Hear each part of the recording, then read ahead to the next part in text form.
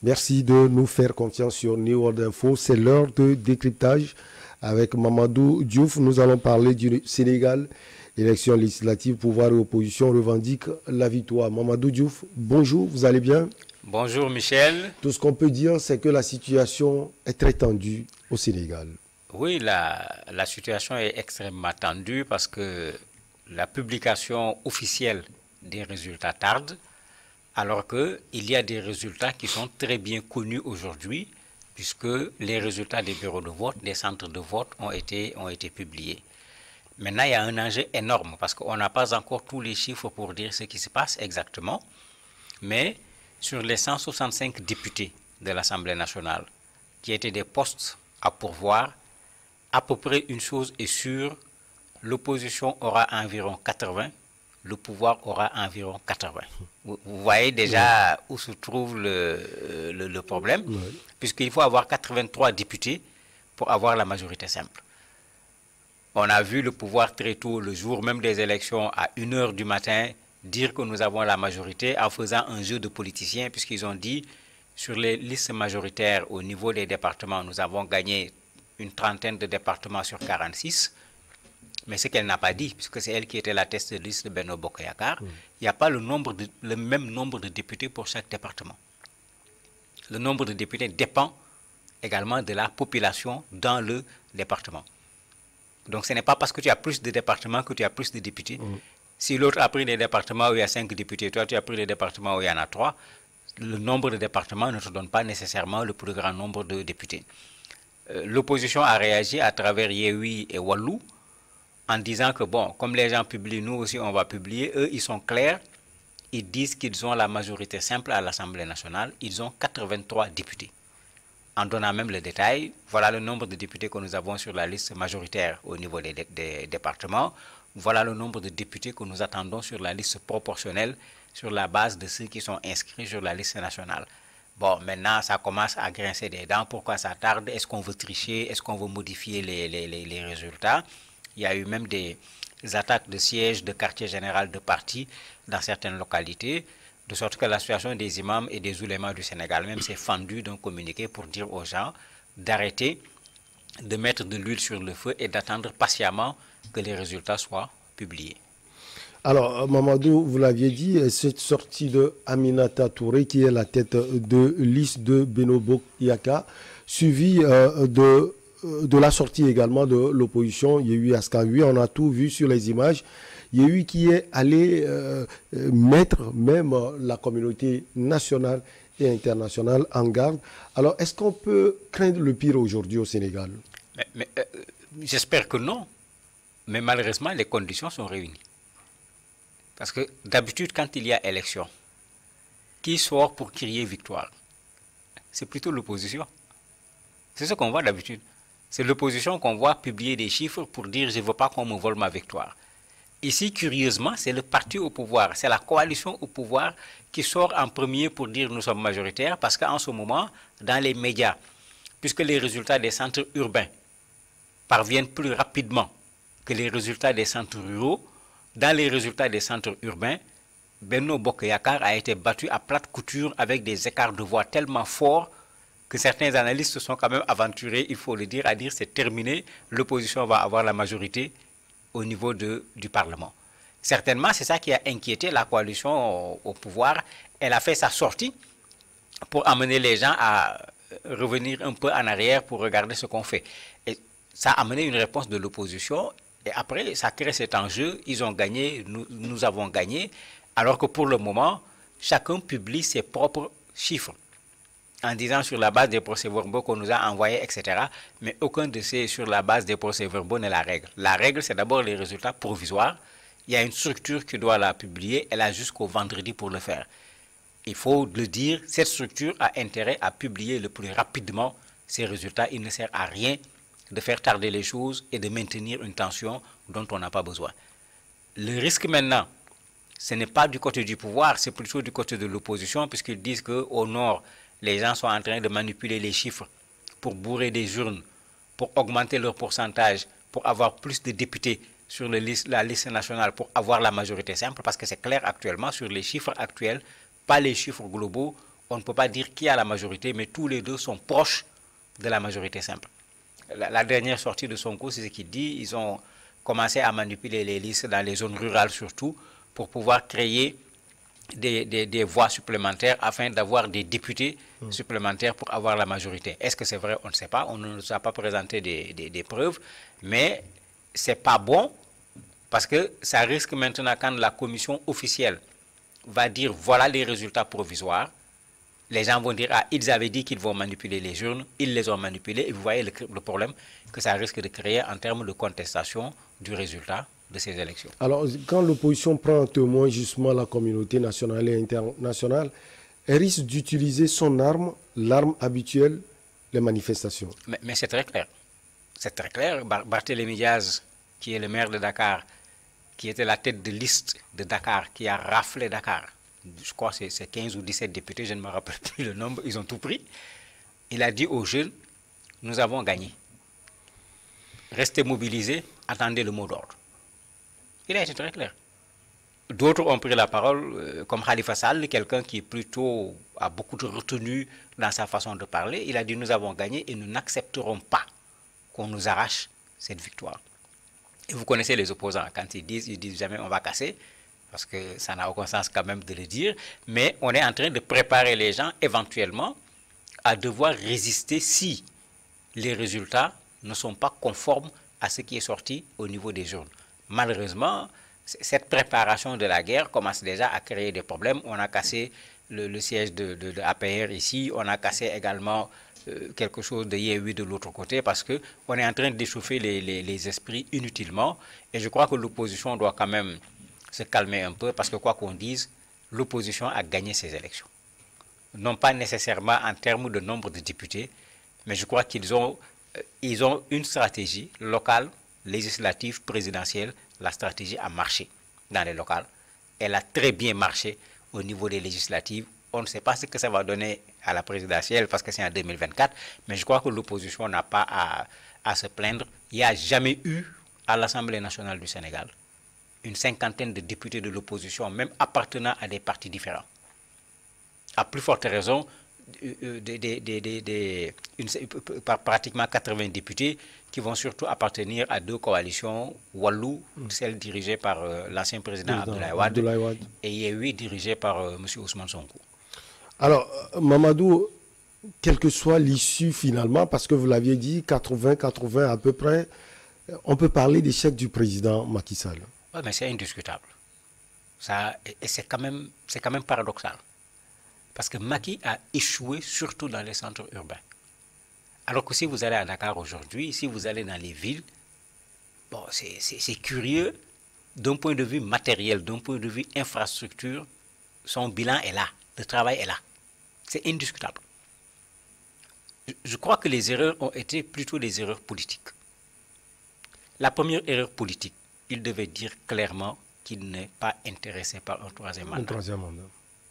Il ne l'a pas fait. Vous avez vu, dans une campagne législative, la question du troisième mandat a été utilisée comme un argument contre lui. Et ça a marché. Puisque tous ceux qui sont allés voter ne sont pas membres de cette coalition. C'est des Sénégalais, c'est des citoyens sénégalais. La deuxième erreur, c'est la question des parrainages. Même la Cour de la CEDEAO avait demandé de revoir la question. Le pouvoir sénégalais a refusé. On a fait du bricolage pour supprimer la liste des titulaires pour que Sonko ne se retrouve pas à l'Assemblée nationale. Tout ce bricolage nous a coûté des morts. Malgré tout ce bricolage, l'opposition risque d'avoir au moins 80 députés à l'Assemblée nationale. C'est dur de le dire, mais ces gens sont morts pour rien du tout, parce qu'ils n'ont pas obtenu ce qu'ils voulaient. Malheureusement, il y a la conjoncture également qui est contre le président de la République. Oui. Vous avez vu les inondations à Dakar, malgré qu'ils ont investi énormément sur cette question, puisque le projet pour résoudre les inondations était un projet d'environ 700 milliards de francs CFA. Il a plu fortement à Dakar pendant 3 jours, ce qui n'est pas habituel. On a tout mis sur le dos du président de la République. Dans la conjoncture, il s'y ajoute également les prix des denrées qui aujourd'hui coûtent excessivement cher à Dakar, où la vie était déjà chère sans même l'augmentation des prix. En dernier lieu, vous avez ces morts que les Sénégalais n'ont pas compris depuis mars 2021. Ces morts que les Sénégalais n'ont pas acceptés. Et ces morts pour lesquelles, jusqu'à présent, on ne nous a pas dit qui a tué qui, il n'y a pas de commission d'enquête. Vous avez les derniers cas les plus bizarres où quelqu'un a été tué par une arme à feu, on dit non, c'est un couteau, c'est une arme blanche.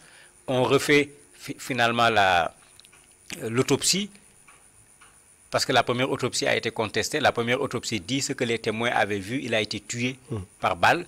Tous ces éléments ont fait que finalement les gens se sont dit que mais ils sont en train de faire une combine, ils veulent empêcher à l'opposition d'aller.